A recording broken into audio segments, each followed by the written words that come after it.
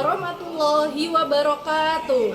Kepada yang terhormat Bapak Ibu dosen penguji ujian kinerja PPG Guru Tertentu tahap 2 tahun 2025. Perkenalkan, nama saya Hilda Aprilita, NIM A1LP250275 LPTK Universitas Bengkulu, jurusan Bimbingan dan Konseling. Pada kesempatan kali ini saya akan melakukan praktek ujian kinerja di kelas 11 DKV 1 SMK Negeri 1 Kota Agung Barat, Kabupaten Tanggamus, Provinsi Lampung. Terima kasih. Wassalamualaikum warahmatullahi wabarakatuh. Assalamualaikum warahmatullahi wabarakatuh.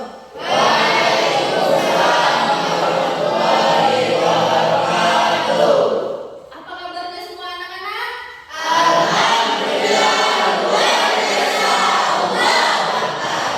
Semangat pagi.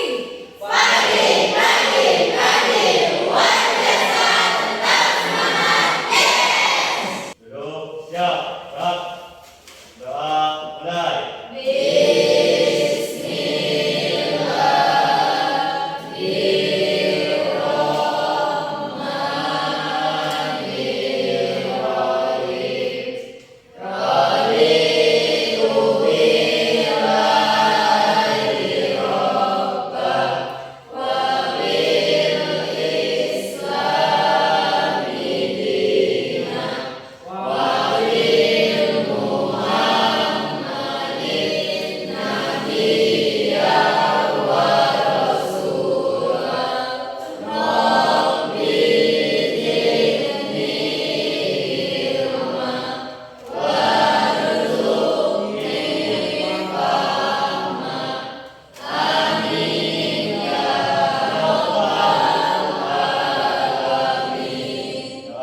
selesai. Cek cek cek. Son son son. Cek son cek son. Cek cek cek. Son son son. Son son cek cek cek. Cek cek cek cek cek. Anissa Asifa, Maya. Maya. Dea Aprilia.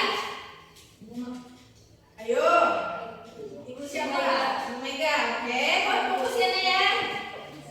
Evi Susanti, oke? Vika Amalia, oke? Heni Akraini,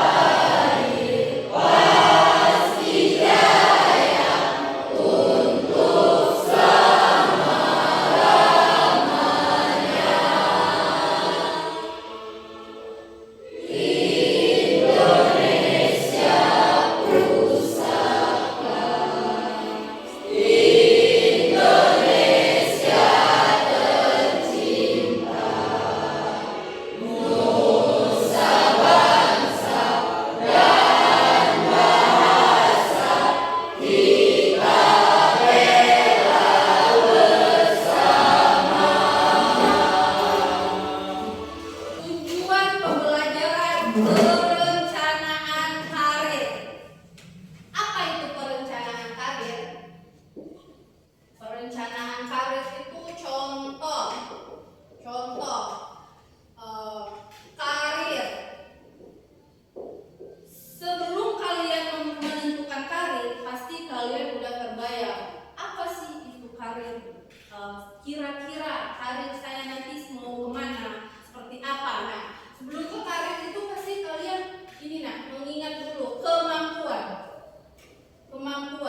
kemampuan saya ini apa, di bidang apa. Contohnya kalau kemampuan kalian ada di bidang komputer, kalian bisa, oh berarti saya bisa nanti ketika lulus SMK nanti saya bisa mengambil jurusan komputer, kerjanya sebagai komputer. Contoh komputer itu kan banyak bagian-bagian pekerjaan komputer itu kan, kayak admin perkantoran, sebaliknya juga kalau kalian mau kuliah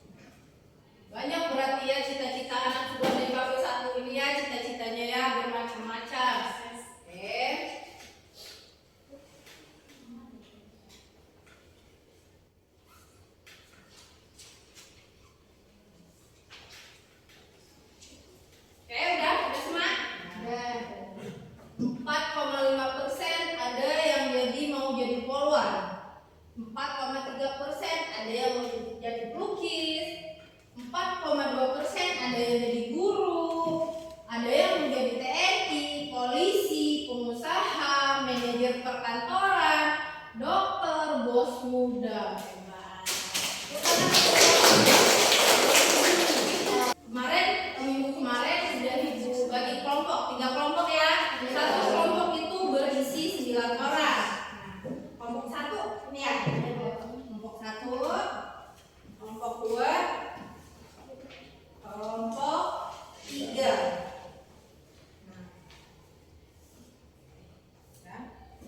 Sebelum kita ngerjain ini Bu ada video setelah kalian lulus dari SMA, kehidupan setelah SMA.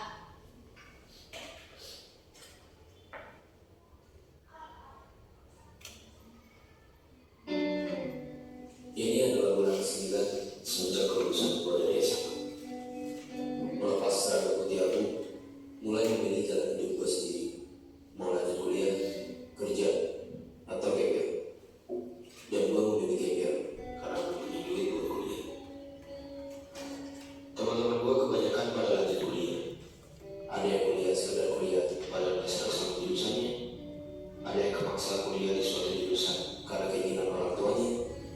Ada juga yang benar-benar tahu tujuan hidupnya kemana, berjuang mati-matian, dan sekarang berhasil masuk ke kampus UGM. Sebagai teman gue yang lain, ada yang milih kerja. Ada yang sekarang udah kerja di bank, tiap hari snapgramnya ngitungin duit orang. Ada yang gak sengaja ketemu di minimarket, rupanya sekarang dia jadi pelayan tokonya. Ada juga teman-teman gue yang memilih jadi abdi negara, dan sekarang kalau kemana-mana mereka pakai seragam yang keren-keren. Sementara itu gue yang menunda kuliah di tengah jalan mulai berpikir, apakah gue gak sebaiknya nyari kerjaan tetap aja? Karena menunda kuliah ternyata gak semudah yang dibayangkan. Gue harus siap menerima paradigma orang-orang ketika menjawab pertanyaan, sekarang kuliah di mana? Gue juga harus siap menahan rasa kecewa ketika melihat orang-orang yang lebih berhasil daripada gue. Gue harus tetap optimis kalau gue bisa kuliah, walaupun kenyataannya keluarga gue lagi susah. Dan gue harus tetap belajar, walaupun rasanya gue mau nangis melihat kedua orang tua yang masih bekerja di usia senja demi mewujudkan cita-cita anaknya. Akhirnya yang gue lakukan adalah belajar sambil kerja. Kerja apa aja yang gue bisa. Gue bisa kirim video, gue manfaatin buat ikutan lomba-lomba video di internet. Gue bikin video-video pernikahan. Gue juga jadi freelancer, ngerjain tugas kuliah orang-orang. Dan dari usaha-usaha itu, gue dapet hasil yang lumayan. Ya, meskipun hasilnya gak pernah kumpul buat biaya kuliah dan selalu habis buat kebutuhan rumah. Tapi gue bersyukur, seenggaknya ngerti yang orang tua gue rasakan. Sekarang bebannya telah berkurang. Dan keringat yang bercucuran kini berganti dengan senyuman. Kehidupan setelah SMA membuka mata gue bahwa hidup sejatinya adalah seni memilih. Memilih mana yang mendingan. Karena pilihan apapun yang akan kita ambil, ingatlah bahwa tidak ada pilihan yang benar-benar sempurna. Mereka yang kuliah pernah bilang, enak ya, dia udah kerja, udah bisa jajan pakai duit sendiri.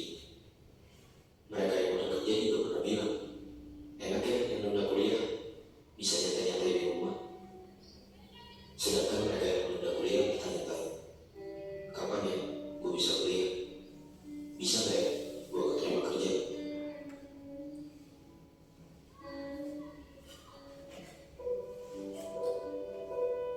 Untuk orang-orang yang sedang mengemban ilmu di bangku kuliah, sadarlah, banyak orang-orang yang tidak seberuntung kamu.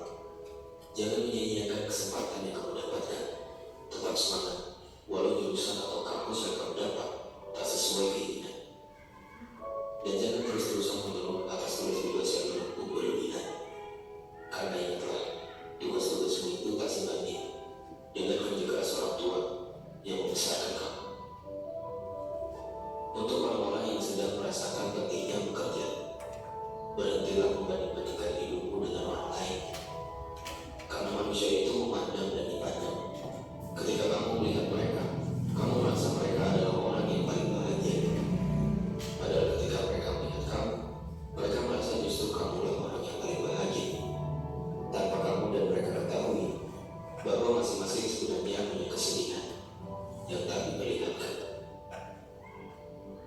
Dan untuk orang-orang yang menunda kuliah atau sedang berjuang meraih cita-citanya, pahamilah bahwa setiap orang ada masanya dan setiap masa ada orangnya. Mungkin belum waktunya kamu mendapatkan apa yang kamu inginkan, tapi jangan menyalahkan keadaan. Ambil hikmahnya. Setidaknya sekarang kamu jadi tahu di saat terpuruk siapa saja orang-orang yang tetap setia menemani, siapa saja orang-orang yang terus mendukung, dan siapa saja orang-orang yang peduli padamu. Teruslah melangkah, berusaha sekeras yang kamu bisa, perbaiki semua kekurangan, dan jangan dengarkan apa kata orang. Kalau yang menjalani hidupmu adalah kamu, yang merasakan sedih dan bahagiamu adalah kamu, maka semuanya tergantung kamu, tergantung sudut pandangmu. Bagaimana cara kamu menyikapi setiap cobaan? Apakah dengan bersedih, berlarut-larut, atau malah bersyukur atas pelajaran yang kamu dapatkan dan berusaha bangkit dari keterpurukan? Dan berdoalah, minta kepadanya supaya kamu cepat bertemu dengan waktu yang tepat di saat impianmu terwujud, waktu yang indah di saat kebahagiaan menyertaimu. Di sini ada kelompok 1 tadi Ibu kasih apa? Judulnya tentang pilihan karir bekerja. Kelompok 2 pilihan karir berwirausaha. Sedangkan kelompok 3 ada pilihan karir kuliah. Nah, di bawah situ ada kelebihan, kekurangan, dan rencana tindakan. Gimana cara kalian mengisi lembaran ini? Caranya contohnya kelompok 3 ini ada judulnya kuliah, judul besarnya kuliah. Jadi kelebihan dari kuliah, pilihan karir kuliah itu apa? Kalian tulis di sini, kan? Nah, di bawahnya ada kekurangan. Kekurangan dari kuliah, pilihan karir kuliah itu apa? Selanjutnya ada rencana tindakan. Rencana tindakan setelah pilihan karir kuliah itu apa? Paham?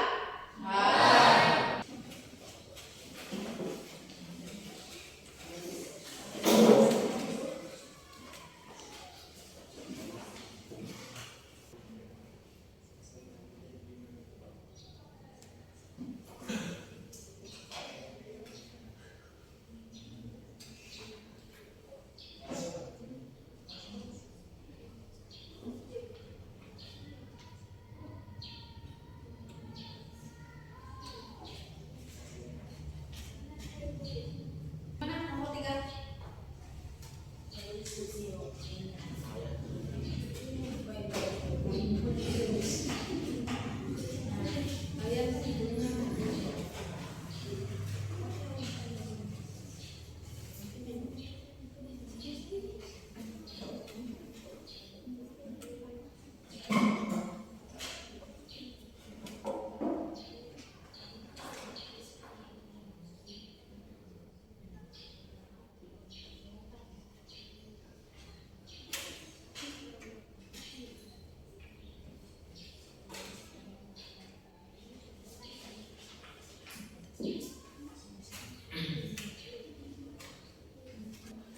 Oke, udah selesai? Sudah? Selesai? Nah, sudah semangat. Cek.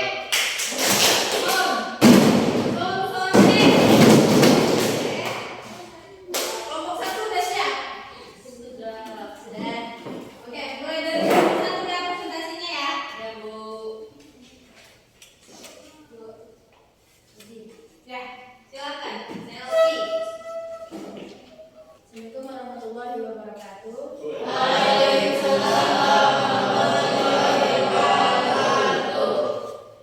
Di sini saya perwakilan dari kelompok 1 ingin menyampaikan hasil diskusi saya yang berjudul pilihan karir bekerja.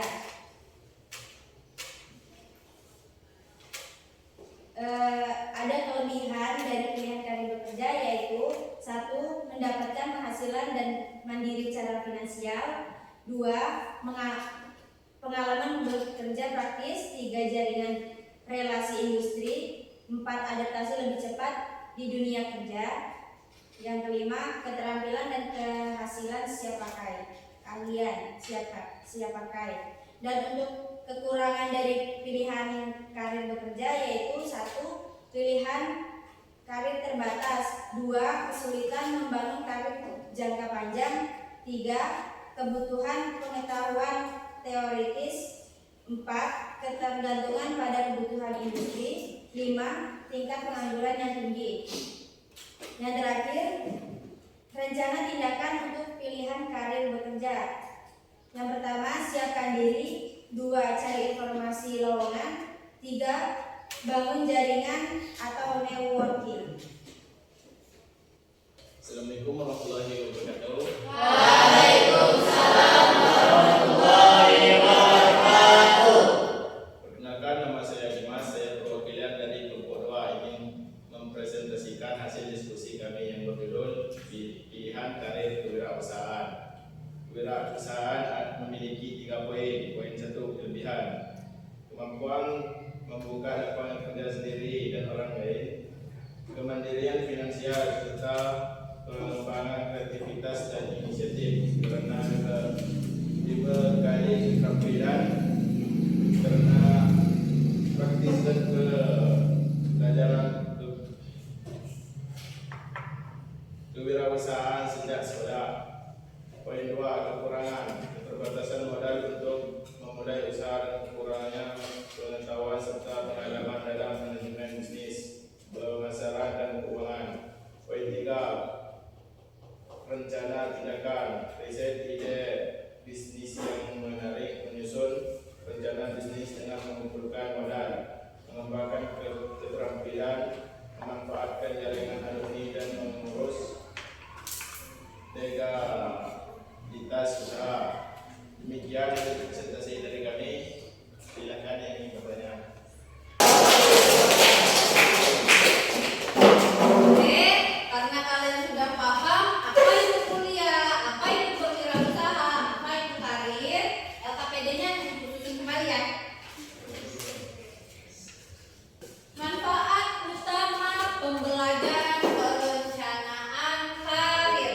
Yang pertama, gimana caranya kita bisa mengenal diri kita. Mengenal diri kita itu contohnya gini, nah contoh nih, kayak ibu kan guru, ibu seorang guru. Kalau guru itu langkah pertama jadi seorang guru itu apa? Kita harus memiliki ijazah S1.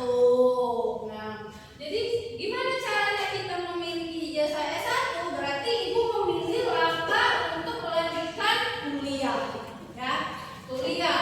Nah, sebaliknya juga, kalau kalian hanya tidak mau kuliah, mau lanjut kerja, bisa juga.